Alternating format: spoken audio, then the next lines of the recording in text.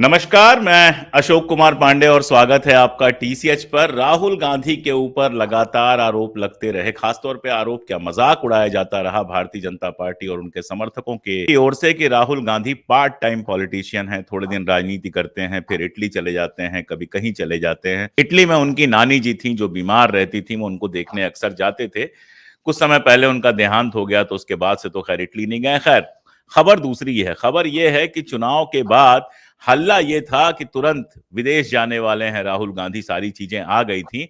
पता ये चला कि राहुल गांधी अब 24x7 पॉलिटिशियन हो गए हैं। 24 घंटे और सातों दिन लगातार राजनीति में मुब्तिला रहते हैं। सिर्फ कल की बात अगर आप देख लीजिए तो कल सुबह सुबह उठे जब हम और आप सो रहे थे, अभी सूरज पूरा उगा नहीं था, तो निकल गए वो हाथरस।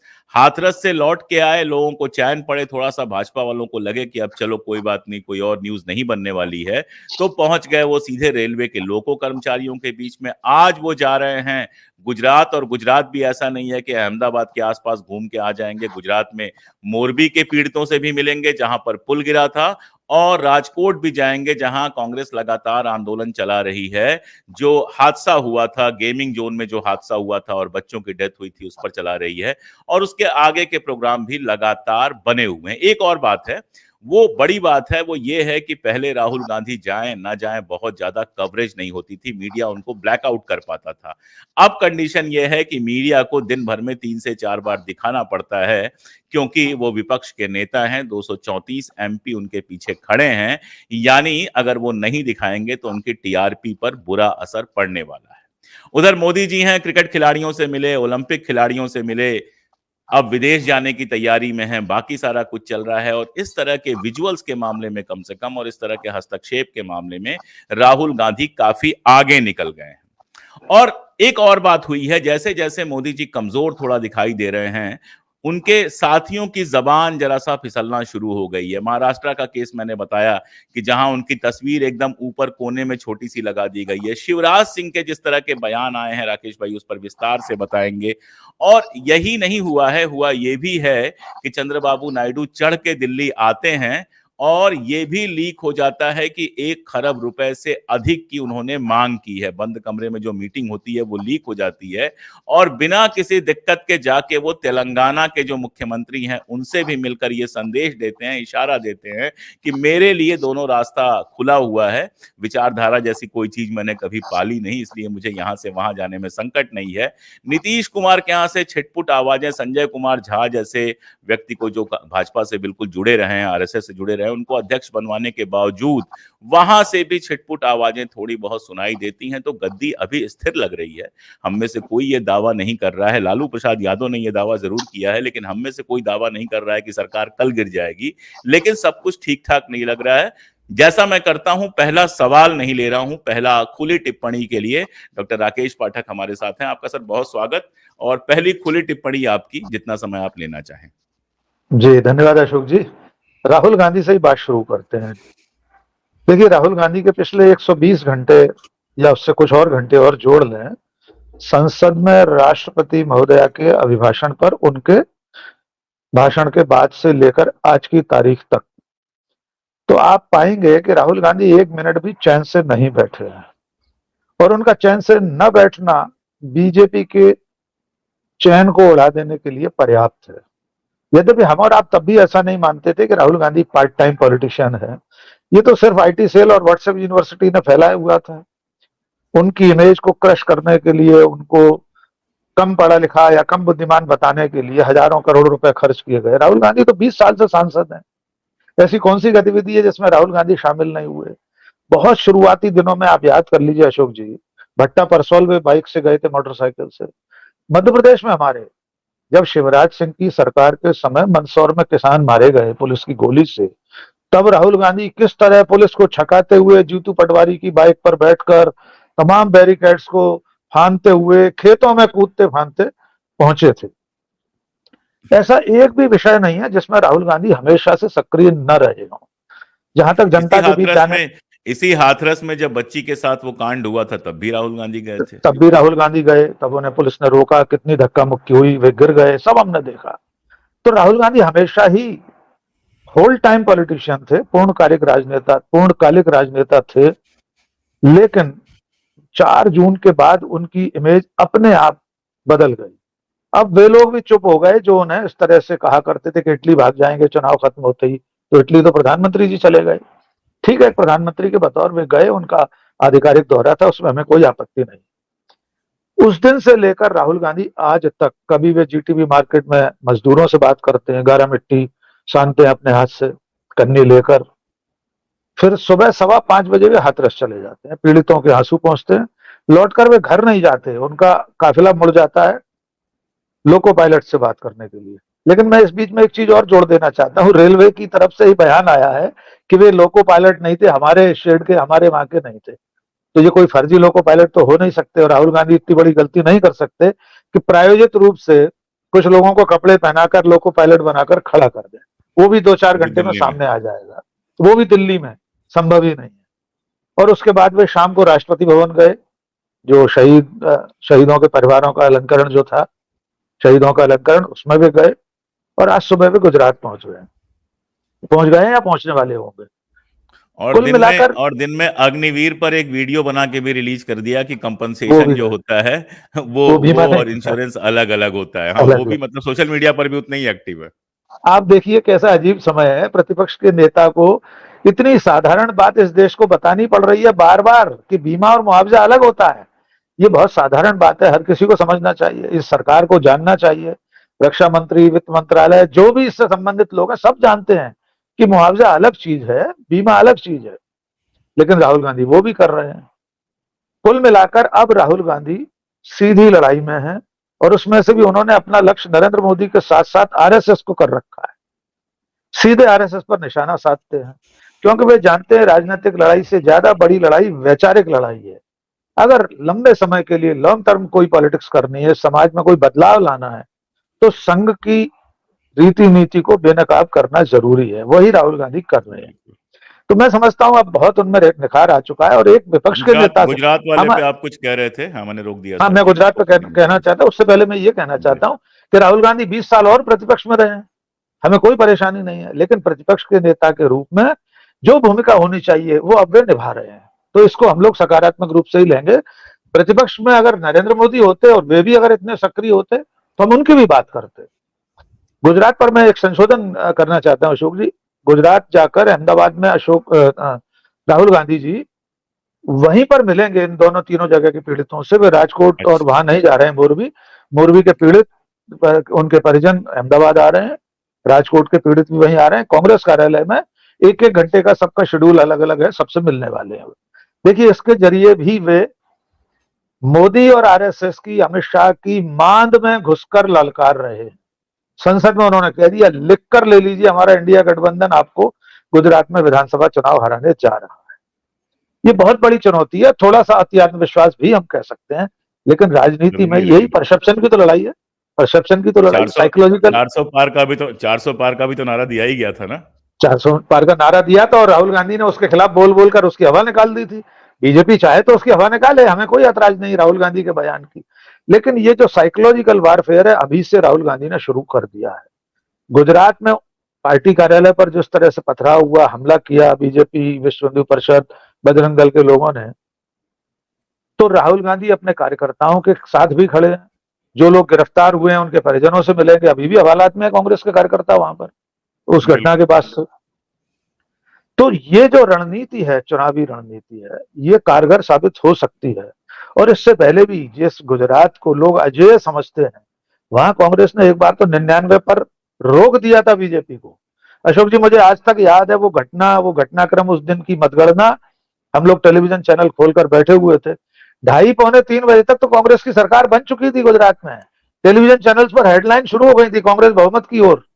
फिर वो बड़ौदा की मशीनें खुली, ईवीएम, पूरी की पूरी 20 सीटें बीजेपी जीत गई बड़ौदा की विधानसभा की। जो सूरत बड़ौदा, सूरत सूरत सूरत, हाँ सूरत। क्षमा कीजिए, सूरत की, जिस सूरत में जीएसटी के खिलाफ कई कई दिन तक बाजार बंद रहा था, हफ्तों, वहां पर बीजेपी चुनाव जीत गई आश्चर्यजनक रूप से। हम उस पर कोई सवाल नहीं कर रहे, लेकिन गुजरात में आज भी आम आदमी पार्टी ने पिछले विधानसभा चुनाव में कांग्रेस को जो नुकसान पहुंचाया, उसे अगर छोड़ दें तो हमेशा द्विदलीय स्थिति रही है। तब भी कांग्रेस वहां बिल्कुल। चुनौती दे सकती है। और अगर आम आदमी पार्टी गुजरात के विधानसभा चुनाव में कांग्रेस का साथ देती है, यद्यपि दिल्ली, पंजाब, हरियाणा तो अलग लड़ने वाले हैं, लेकिन अगर गुजरात में साथ देती है तो कांग्रेस वहां अच्छा मुकाबला कर सकती है बीजेपी के साथ। वहां तो मुख्यमंत्री बदलते रहते हैं ताश के पत्तों की तरह बीजेपी वाले। नरेंद्र मोदी जी कितने मुख्यमंत्री बदल गए वहां पर। नरेंद्र मोदी के बाद आनंदीबेन पटेल, अभी इस वक्त शायद भूपेंद्र पटेल हैं, उससे पहले विजय रूपाणी। कौन कब बदल दिया जाता है खुद मुख्यमंत्री को नहीं पता होता कि वो कल सुबह मुख्यमंत्री नहीं रहेगा। तो ऐसे गुजरात में राहुल गांधी ने संसद में खड़े होकर चुनौती देकर मोदी शाह को चिंता में डाल दिया है। जी अशोक। आपने मुख्यमंत्री बदलने की बात की तो फिर आपके प्रदेश की मुझे याद आई और शिवराज सिंह चौहान की याद आई। अभी शिवराज सिंह चौहान ने हेमंत सोरेन से एक सवाल पूछा है कि आखिर चंपई सोरेन की क्या गलती थी कि उनको बदल दिया गया। कहीं वो ये तो नहीं पूछ रहे कि आखिर शिवराज सिंह चौहान की क्या गलती थी कि उनको बदल दिया गया, वो तो चुनाव जिता के लाए थे।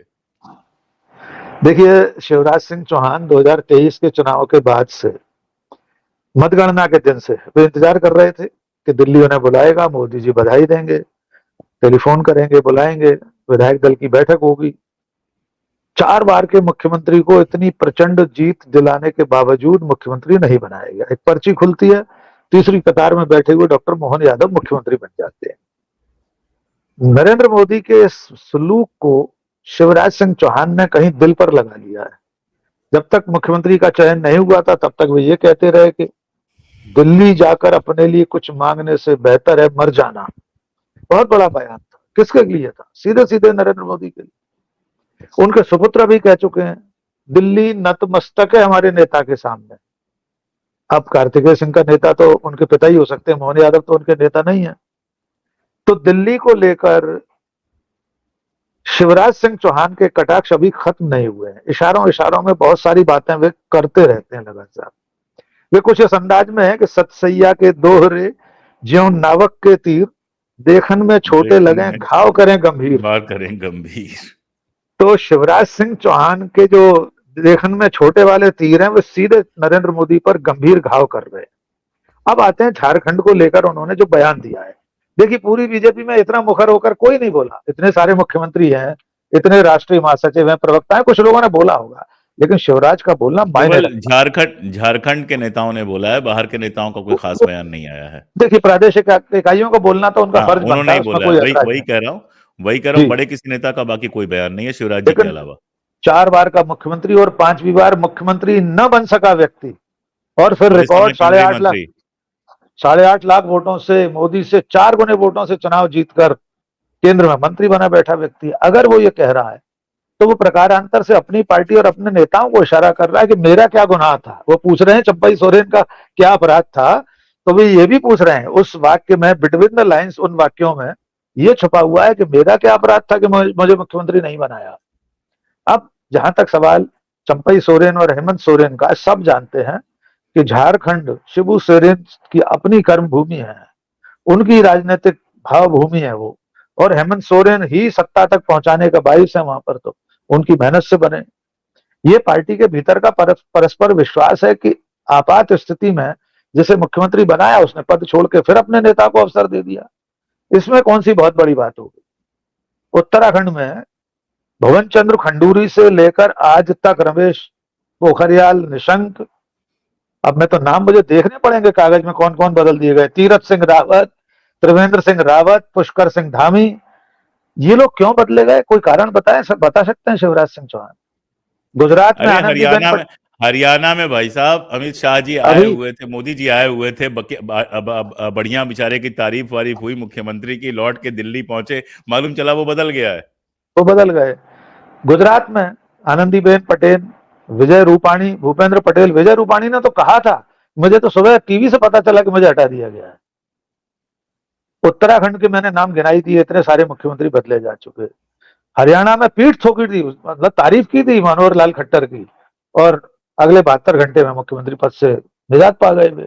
सर्बानंद सोनोवाल असम में, उनको हटाकर हेमंता विश्व शर्मा को बना दिया गया चुनाव संपन्न होने के बाद।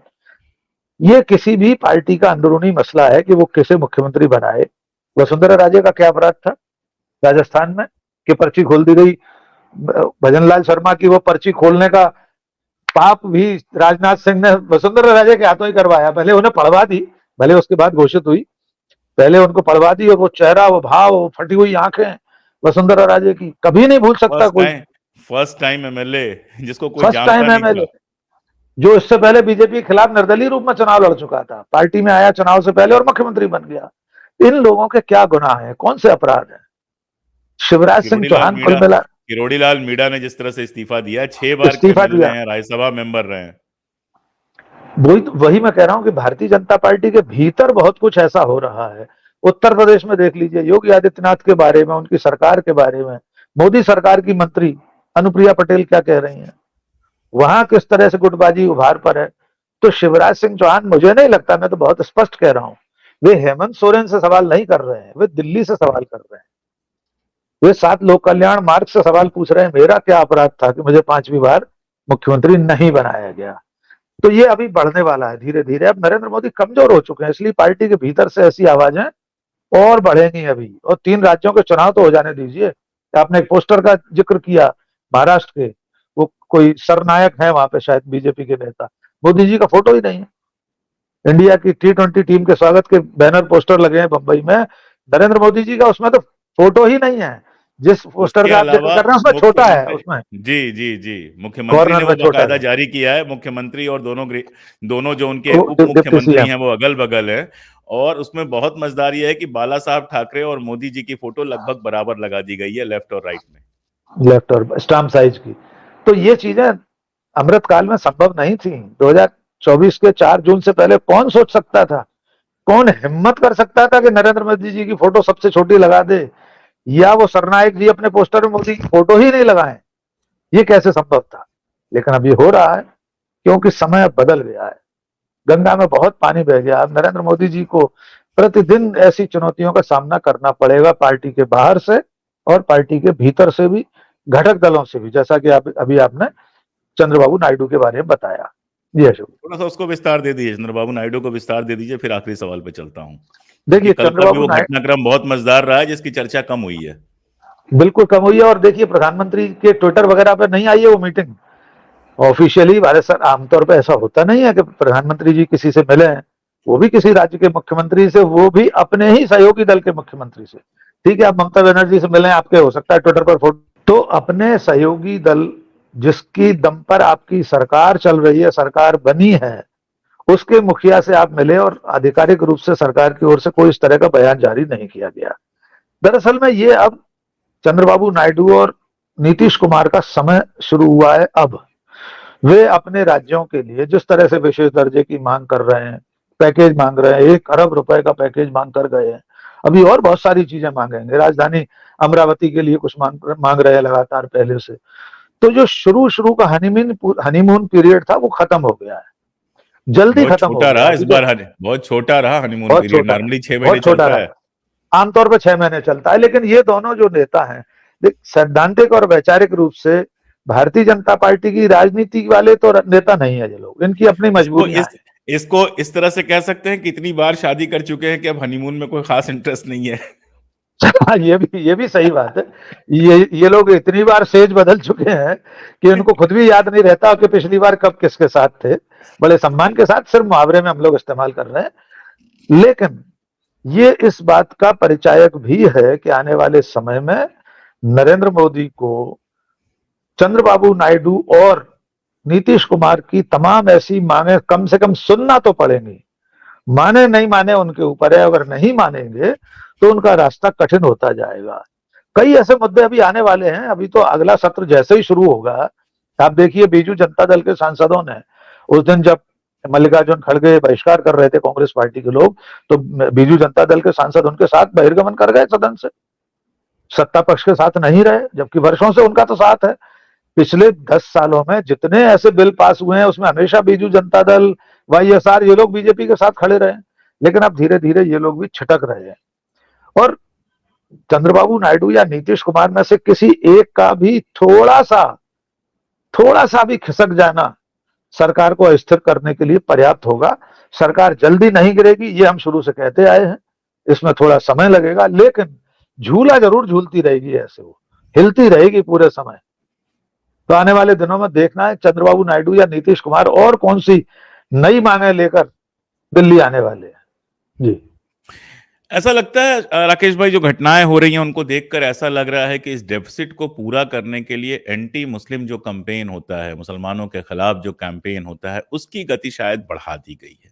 2024 के रिजल्ट आने के बाद जिस कदर लिंचिंग की घटनाएं बढ़ी हैं, बाकी सारा कुछ हो रहा है। आपके एमपी से ही बयान आया है कि मदरसे बंद किए जाएंगे, इसके पहले भी बयान आ चुके हैं। अब हिमंता बिस्वा शर्मा की तो बात छोड़ दीजिए, क्योंकि वो तो इसी पर राजनीति करते हैं, वो तो बयानों के उस लेवल पे चले गए हैं कि उन पर बात करना बेकार है।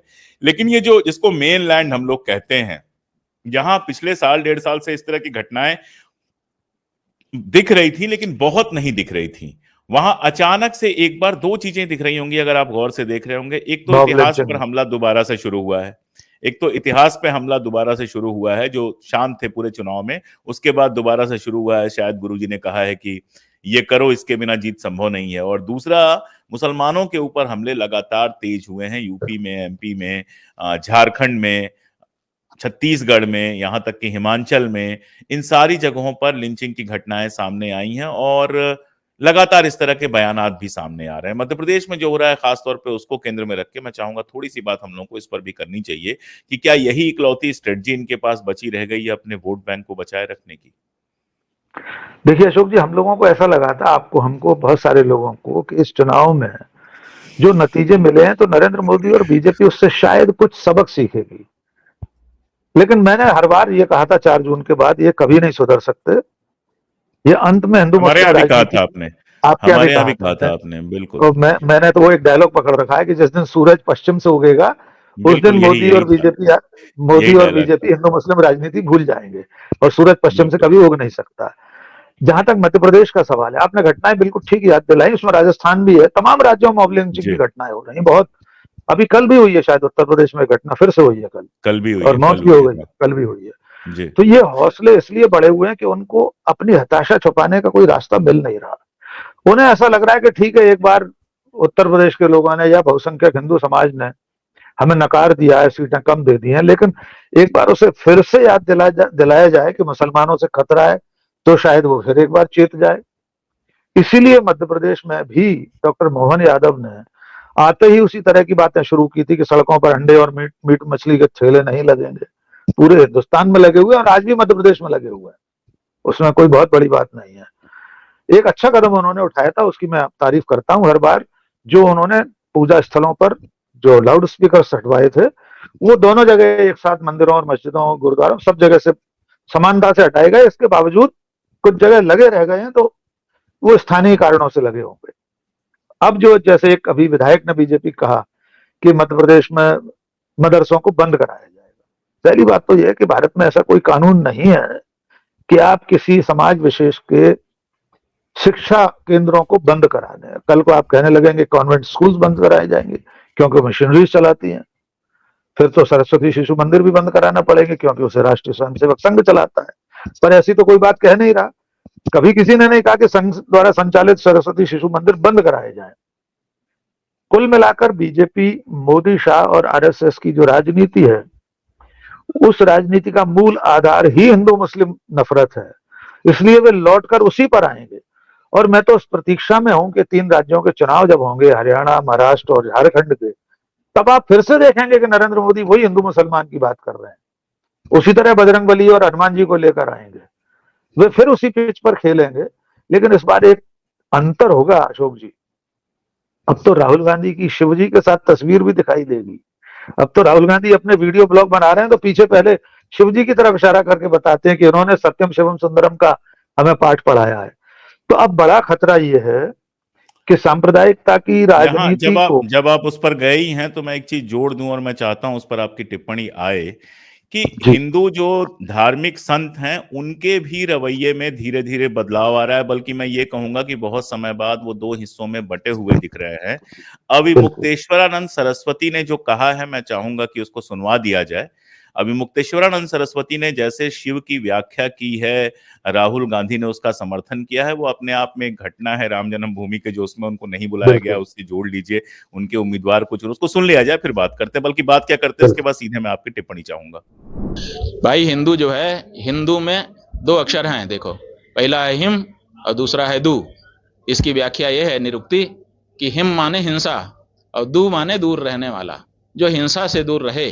शास्त्र में भी बताया है, हिंसया दूयते चित्तम, जिसका चित्त हिंसा से दुखी हो जाता है, किसी को मार पीटाई देख करके जो बड़ा दुखी हो जाता है, दया जिसके मन में उत्पन्न हो जाती है, वो हिंदू। तो हिंसा से जो दूर रहे, हिंसा से जिसका चित्त दुखी हो जाए, उसी का नाम तो हिंदू है। वो हिंसक कैसे हो सकता है? इसलिए हिंदू को हिंसक कहना उचित नहीं। रास्ते में हमको बच्चों ने दिखाया, वो कह रहे हैं कि मैं पूरे हिंदू को नहीं कह रहा हूं, और नरेंद्र मोदी या भारतीय जनता पार्टी ये ही पूरे हिंदू नहीं है। अगर मैं भारतीय जनता पार्टी के लिए कोई बात कह रहा हूं तो उसको हिंदू समाज के ऊपर नहीं थोपा जाना चाहिए। तो हम समझते हैं कि ठीक है, उन्होंने ये बात तो स्पष्ट ही कर दी कि हम पूरे हिंदू समाज के लिए नहीं कह रहे हैं। और दूसरे, उन्होंने शिव जी का चित्र दिखा करके ये बताया कि वो क्षमाशील हैं और कठिनाइयों में भी दृढ़ रहने की प्रेरणा उनसे हमको मिलती है। और वो शिव जी हमारे देवता हैं, तो वो प्रेरणा हमें भी मिली हुई है। जो हिंसक है सर्प, वो भी हमारे गले में लिपटा रहता है, हम उसको भी नहीं छेड़ते, उसको भी नहीं मारते, तो दूसरे को क्या मारेंगे? तो इसलिए शिव जी की जो छवि दिखा दी उन्होंने, इससे स्पष्ट हो गया, हिंदू का पूरा चरित्र सामने आ गया कि हिंदू जो है वो अपनी प्रकृति में रहता है, वो किसी के प्रति हिंसा की भावना नहीं। ट्रेंड तो चल जी जी। तो देखिए, हमने सुना कि शंकराचार्य राहुल गांधी द्वारा जो व्याख्या की गई है उसके पक्ष में है, लेकिन दुर्भाग्य इस देश का, अशोक भाई, ये है कि देश का बहुसंख्यक हिंदू समाज हिंदू धर्म का ठेकेदार आरएसएस और बीजेपी को मान बैठा है। वरना कोई कारण नहीं है कि राम मंदिर की प्राण प्रतिष्ठा में शंकराचार्यों को नहीं बुलाया गया और हिंदू समाज को कोई पीड़ा नहीं हुई। कितने लोग थे जिन्होंने इस पर आपत्ति की, कितने लोग थे जिन्होंने कहा कि शंकराचार्यों को क्यों नहीं बुलाया जा रहा, ये राजनीतिक आयोजन क्यों हो रहा है, ये धार्मिक आध्यात्मिक आयोजन ही होना चाहिए था। लेकिन धर्म और आध्यात्म को जिस तरह गड्ढमड्ढ किया है भारतीय जनता पार्टी और राष्ट्रीय स्वयंसेवक संघ ने, उसे अब अलग करने का काम शंकराचार्य, जो अभी आपने सुना, अभी मुक्तेश्वरानंद कह रहे हैं, यही सच्चा धर्म है। और यही राहुल गांधी कह रहे हैं। राहुल गांधी राजनीति में धर्म के उपयोग की तो बात कर ही नहीं रहे हैं। राहुल गांधी यही तो कह रहे हैं कि हिंसा की बात करने वाला हिंदू हो ही नहीं सकता, यही शंकराचार्य कह रहे हैं। अब जिम्मेदारी बृहत्तर हिंदू समाज की है, वृहद हिंदू समाज की है कि कम से कम धर्म के मसलों पर तो वो शंकराचार्यों को सुन ले, उनकी बात को तो गुन ले कि वे क्या कह रहे हैं। क्या धर्म के मामले में भी आप नरेंद्र मोदी की सुनेंगे या शंकराचार्य की सुनेंगे? तो ये अंतर अब समाज को समझना, और जिस दिन समाज ये समझ जाएगा कि असली हिंदू धर्म वो है जो हमारे शंकराचार्य बता रहे हैं, या हम लोग परंपरा से, सनातन की परंपरा में जिसे जानते आए हैं वो है, हिंदू धर्म वो नहीं है जो दूसरों से नफरत करना सिखाए, जो मोदी, शाह या आरएसएस के लोग हमें सिखाना बताना चाहते हैं। हर दूसरे धर्म से नफरत करना, जातियों से नफरत करना। अभी आप देख लीजिए, एक बाबा जी के मसले पर अब उनकी जाति लेकर आ गए। इससे पहले इतने बाबा पकड़े गए, कभी किसी की जाति नहीं बताई गई थी। लेकिन ये जो सवर्ण ब्राह्मणवादी विचारधारा है, ब्राह्मणवाद सिर्फ सरनेम पाठक पांडे से नहीं है, हम आपको बताने की जरूरत नहीं, दर्शकों के लिए कह रहे हैं कि ये जो उच्चता बोध है यही ब्राह्मणवाद है, कि अपने से हर किसी दूसरे को कमतर बताना। एक बार फिर बीजेपी और मोदी, बीजेपी की राजनीति हिंदू मुस्लिम के रास्ते पर ही आगे बढ़ेगी, इसके संकेत मिलना शुरू हो गए। जी। और ये राजनीति गले भी पड़ जाती है। इस राजनीति की दिक्कत एक ये होती है कि गले भी पड़ जाती है और फिर विकास के मुद्दे आपको दिखाई नहीं देते हैं। और मुझे लगता है कि राहुल गांधी इसका बहुत अच्छा फायदा उठा रहे हैं। इनकी जो लिमिटेशंस है उस पर हमला कर रहे हैं, शिवजी की तस्वीर लगाकर और पूरा आध्यात्मिक शुरुआत करके अपने भाषण की, और उसके साथ साथ जो इनकी नीतियों की विफलता है उसका रहस्योद्घाटन तो नहीं मैं कहूंगा, बल्कि उसका कहूंगा भंडाफोड़ कर रहे हैं। और वो कर रहे हैं गरीबों के बीच में जाकर, मजदूरों के बीच में जाकर, सीधे उनके बीच से अपनी बात उठाकर। और ये नीति, राकेश भाई, मुझे लगता है कि ये आखिरी बात है कि ये नीति जो है ये हिंदुस्तान में चल सकती है। हालांकि इसके अपने खतरे हैं। धर्म का एक ऐसा रेल्म है कि उसके अंदर घुसने बिल्कुल के अपने खतरे हैं, लेकिन अगर वो प्रॉपर बैलेंस मेंटेन कर पाए, जिसका एक उदाहरण हमारे पास है महात्मा गांधी, तो फिर उसकी सफलता के रास्ते भी बहुत खुल जाते हैं। क्योंकि नेहरू और गांधी में यही अंतर था कि नेहरू जो है धर्म के रेल्म का उपयोग बिल्कुल नहीं करते थे, और गांधी ने उसका सेकुलर तरीके से उपयोग करना सिखाया। मैं अपने धर्म के प्रति पूरी तरह से आस्थावान हूं, सब कुछ है, लेकिन दूसरे धर्म का मैं उतना ही सम्मान करता हूं, और जनता के मुद्दों पर लड़ना अपनी पहली प्रायोरिटी समझता हूं। बिल्कुल, राहुल गांधी अब लगभग उसी रास्ते पर चल रहे हैं जो गांधी का रास्ता है। संसद में भी देखिए उन्होंने आइडिया ऑफ इंडिया की बात कही, सर्वधर्म समभाव की बात कही, वो गांधी का ही रास्ता है। गांधी का नाम लिया उन्होंने, गांधी का अहिंसा का बार बार जिक्र कर रहे हैं वे तो मुझे लग रहा है कि राहुल गांधी थोड़ा जोखिम उठाते हुए संतुलन बनाकर अगर चलेंगे। आपने बिल्कुल ठीक कहा कि अगर धर्म की रिल्म में अगर वे घुस गए तो उसके खतरे भी हैं, और हम और आपके जैसे लोग बिल्कुल नहीं चाहेंगे कि राहुल गांधी जैसा व्यक्ति अपनी राजनीति के लिए धर्म को औजार बनाए। वे बना भी नहीं रहे, अभी तक तो नहीं लग रहा, और जिस दिन वे बीजेपी या मोदी की तरह इस तरह धर्म को औजार बनाएंगे तो हम और आप उसके खिलाफ भी खड़े होंगे। हम फिर कहेंगे ये गलत है, बिल्कुल गलत बिल्कुल। को गलत हमेशा कहते और रहेंगे, चाहे वो ये राहुल बात गांधी मैं करें। इसलिए कह रहा हूं, ये बात मैं बार बार इसलिए कह रहा हूं कि वो इस चीज को, इस खतरे को समझ रहे हैं, क्योंकि संसद के भाषण से सब लोग सिर्फ और सिर्फ शिवजी वाला हिस्सा कोट कर रहे हैं। ये भूल जा रहे हैं कि उसके बाद न केवल इस्लाम और सिख धर्म, बल्कि जो और दो प्रमुख जैन और धर्म हैं बौद्ध। हमारे देश के, जैन धर्म और बौद्ध धर्म, सबसे उन्होंने उदाहरण दिए। अगर उनको दिखाने दिया गया होता तो वो 6 पोस्टर, सबके पोस्टर लेके आए थे, और ओवरऑल बिल्कुल ये कह रहे थे कि सभी धर्म अहिंसा और शांति की राह पर चलने की बात करते हैं, जो अपने आप में आज के समय में भी एक बेहद शानदार विचार है, और पहले भी शानदार विचार रहा है। अब देखना बिल्कुल राकेश भाई यही है, दर्शकों से भी मैं यही कह रहा हूं कि देखना यही है कि भारत की जो जनता है वो धर्म की राजनीति का जो नुकसान है उसको समझ पाती है कि नहीं समझ पाती है। क्योंकि एक हकीकत यह है कि जो भी पिछले सालों पे चला है, निश्चित रूप से उसकी सबसे बड़ी कीमत मुसलमानों ने चुकाई है, उसके बाद सिखों और ईसाइयों का नंबर आएगा। लेकिन उसके जो दूसरे प्रभाव हैं, अब आप देखिए, अंबानी के बेटे की शादी होती है और 5 दिन के लिए उसको पब्लिक प्रोग्राम बताकर मुंबई की ट्रैफिक बदल दी जाती है। ये इसी देश में हो रहा है। और किसान अगर निकल आते हैं सड़क पर तो शाम को जोड़ने लगते हैं सारे चैनल बैठ के कि इतने करोड़ का नुकसान हो गया।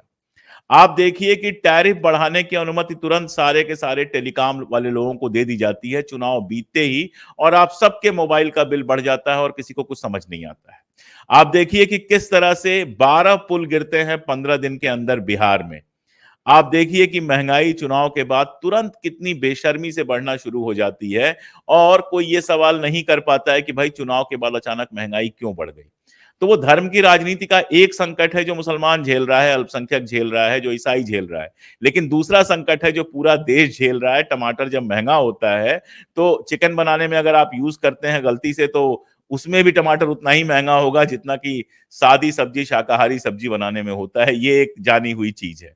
तो अब जनता इसको कितना समझती है, किस पर चलती है, ये देखने वाली बात है। लेकिन एक बात तो तय है, जैसा राकेश भाई बार बार कह रहे थे, कि राहुल गांधी ने अब मुरैठा बांध लिया है 24/7 की राजनीति का, और दिन भर वो न केवल इस सरकार को बल्कि गोदी मीडिया को भी बहुत परेशान करने वाले हैं। बहुत शुक्रिया, आज के लिए इतना ही। बहुत शुक्रिया।